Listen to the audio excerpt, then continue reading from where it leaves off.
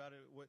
They help make sure that they are delivering cars or trucks or delivering goods to people across the entire region. And without them, people would be lacking in what they need. And so we cannot thank you enough for what you guys do, and proud of your success of having so much business, whether it be through the pandemic or after the pandemic. It demonstrates the need of what people in this region have, that they are depending upon you. But a related component of it, as we're going through supply chain challenges these days, your company is an essential part of helping to respond to that supply chain challenge.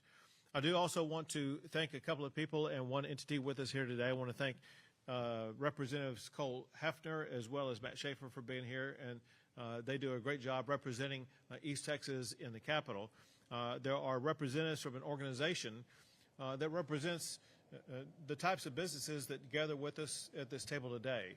And it's the National Federation of Independent Business. Thank you all for your leadership of helping small businesses. I'll make a comment here shortly about small businesses, but I'm proud of what Fleet Services is doing here in Tyler. And among other things, one thing they do is they provide good-paying jobs for hardworking men and women. And this hardworking men and women, whether they be in Tyler or around the region, they earn a paycheck. They can use that paycheck to buy a home, to provide for the family, to have their own slice of prosperity. And Preferred On-Site Fleet Services is now part of the Texas economic juggernaut. They are part of these successes I'm about to tell you that Texas has been achieving every single year. Every year that I've been governor, Texas has been ranked the #1 state by CEOs as the best state to do business. Every year that I've been governor, Texas has won the National Championship Award for being ranked #1 of all the states in the United States for economic development.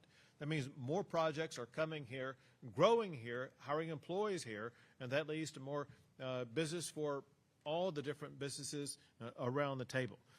Also, every year that I've been governor, Texas has ranked #1 in the United States for the most amount of exports from our state.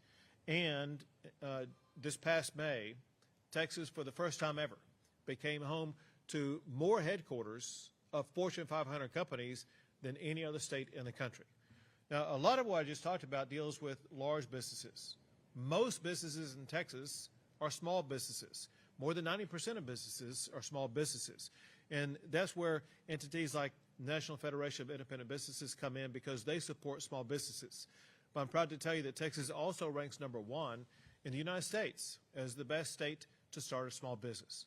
When you add all this together, it leads to several profound effects. One is that since I was last reelected, Texas has added far more new jobs than any other state in the country. More Texans are earning a paycheck today than ever before in the history of our state. That was wonderful. But there's been another byproduct. When we have a thriving economy, the way that it's going now, one result is the state of Texas is sitting on a $27 billion surplus. Now, part of that money will be used to address health care and education and other important matters. But I want to ensure that at least half of that $27 billion is used to provide the biggest property tax cut in the history of the state of Texas. Thank you. This is particularly important at this time as we head into the last few stages of this race for governorship. Because my opponent, when he was on city council in El Paso, he raised property taxes 3 times. Texas and Texans do not need anybody even close to the governor's office who has raised taxes. I will ensure that we continue to cut taxes. It was with these 2 state reps and their peers that the state of Texas, we passed a constitutional amendment that bans an income tax in Texas. Wow. That's our attitude about Texas. But I have to add another very important point. It's important to Tyler. It's also important to this region, but prolifically for the entire state of Texas. Texas leads America in oil and gas production. Texas has helped to make America energy independent. We need the oil and gas that's produced, whether it be in the Permian Basin or East Texas. That production is being threatened by my opponent because he's strongly embraced the radical leftist ideology of the Green New Deal that would eliminate the production of oil and gas, and they would go down the pathway of what California is trying to do right now, which is to eliminate the internal combustion engine altogether. And we've seen countries as well as states that have tried to not use fossil fuels anymore, and has led to a disaster, whether it be in European region states or whether it be in California. So we need to ensure that's not going to happen.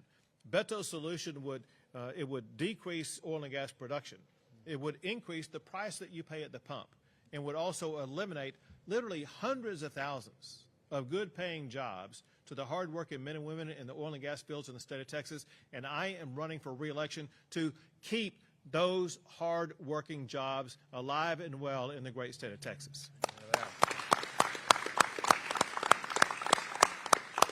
So once again, I want to thank Jeff and your fabulous company here for everything that you're doing to do your part to contribute to the economy of Texas, which is the #1 economy in the United States of America. Amen. So thank you again. Thank you, sir. Very much. Appreciate you being here.